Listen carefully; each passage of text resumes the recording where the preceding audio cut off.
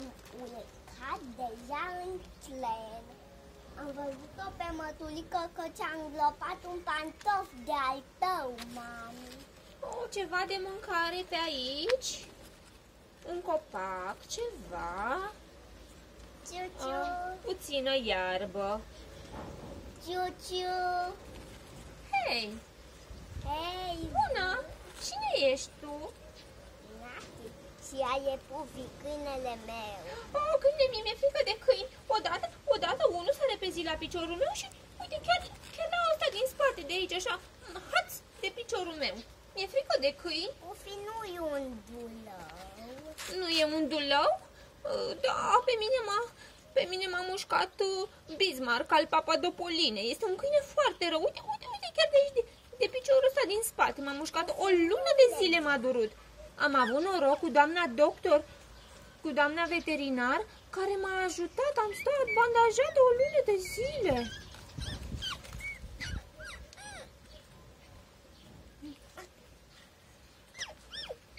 Acum urmează Pufi. Cum te cheamă? Pufi. Un nume foarte drăguț, ți se potrivește.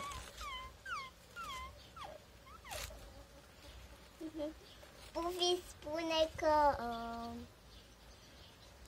spune că s-a lovit și ea la picior. Și tu te-ai lovit la picior? Cred că ar trebui să te vadă un doctor.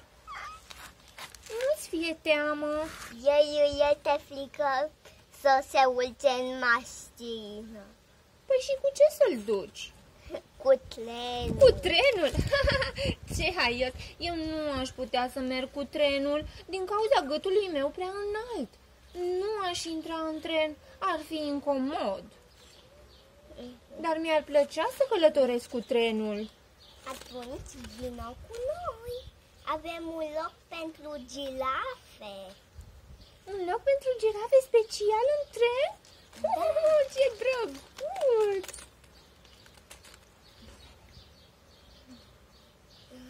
Numele. Ce nume îi punem girafei? Să fie numele Girafica. Girafica și Smechelica. Șmecherica. Dar cum ei mai zis tu? Cleo. Cleo. Îmi place. Chiar îmi place numele ăsta, Cleo. Auzi, un nume pentru mine. Doar pentru mine un nume al meu. Cleo. Da, îmi place Cleo. Și poți fi prietenă cu Pufi. Prietenă cu Pufi, da. Este un câine încântător.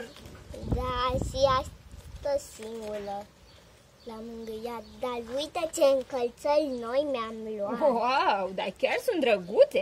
Crezi că mi-ar sta și mie bine cu unele ca astea? Da. Da, și aș putea să găsesc pentru cele... câte picioare am? 1, 2, 3, 4. 4 picioare. Am 4 încălțări. Haide piciorul din față. Încălțări. Poate așa o să mă descurc mai bine la dansat. 4. Se spune că girafele nu știu să danseze. Dar nu este adevărat. Uitați-vă la mine.